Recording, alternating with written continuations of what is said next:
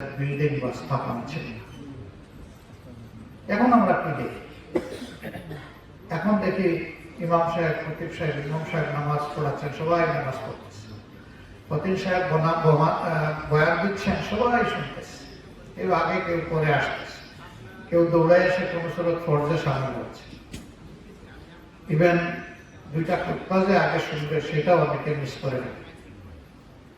তার মূল কারণ হচ্ছে এই জুমাবারের মধ্যে কি প্রাণ শক্তি রয়েছে এবং আল্লাহর পক্ষ থেকে কি নিয়ামত রয়েছে, আমরা জাতির সামনে এটা পরিষ্কার করতে পারি। যাদের কাছে পরিষ্কার হয়েছে তারা আলহামদুলিল্লাহ তসল্লির সাথে আসেন, বসেন এবং মন ভরে সেখানে থাকেন, ইবাদত গুজারি করেন, তারপরে তারা।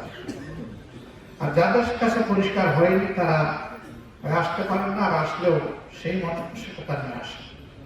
তবে এটা ঠিক যে এই দিন আমাদের দেশে মুসলমান হিসেবে যারাই পরিচিত ম্যাক্সিমাম কিন্তু এসে যান মসজিদ।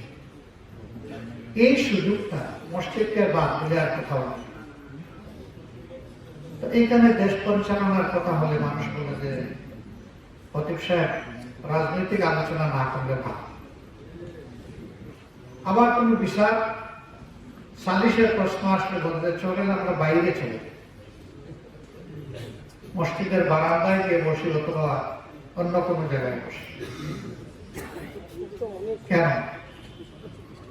মসজিদের ভিতরে বসলে এটা আল্লাহর ভয়ে কলজা কাঁপে। এখানে উল্টা পাল্টা বললে আল্লাহ ঘাড়ে দেবে। বাইরে গেলে মনে করে আল্লাহ বোধহয় ওখানে নাউজুবিল্লাহ। আল্লাহ তো বলতেছেন ওখানে আমি থাকবো না কেন? আমি তো আলিম বিজাতিস সুদূর, আমি তো তোমাদের অন্তরে বিচরণ করছি। সবগুলো অন্তরে তো আমি আছি, আমাদের অন্তরের খবর আমি জানি, সেই ইলম আমার আছে। এটা একটা জিহালত যে সমাজকে মসজিদ থেকে বিচ্ছিন্ন করা হচ্ছে। একদিনে এই অবস্থা পরিস্থিতি তৈরি হয় না, এর কিছু দায় উলামায়ে কেরামকে নিতেই হবে। যারা ইমামুল হাইয়া ওয়াল মাইয়া,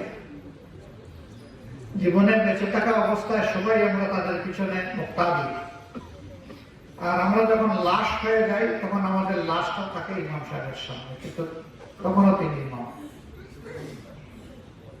জীবনে মরণে যাকে মানলাম তার মাধ্যমে কোরআনের সঠিক সবকটা আমি কেন না পাইলাম? এটা পেতে হবে। হ্যাঁ, কোরআনের বহু তাফসীর যদি কেউ করেন, এমনকি শুধু বাংলা অর্থটাও যদি কেউ বুঝে বলে, আমি মনে করি হেদায়েতের জন্য এটি যথেষ্ট হবে। খুতবায় অনেক মানুষ ঘুমায়। কেন ঘুমায়? সে বুঝে না যে এখানে কি বয়ান দেওয়া আছে। এই খুতবাকে প্রাণবন্ত করতে হবে। ইমাম সাহেব যদি, খতিব সাহেব যদি আগেই বলেন, যেটা আমরা আগে করি, আসলে খুতবা তো দুইটাই আমরা করেছি, তিনটা। একটা প্রথমে বয়ানের নামে একটা খুতবা ভাষণ, এরপরে নামাজের সাথে সম্পৃক্ত। তো যদি ওই ভাষণটা যেটা প্রথমে দেয় সেখানে যদি বলেন যে আজকের খুতবায় যা বয়ান হবে এখন তাই আলোচনা হবে,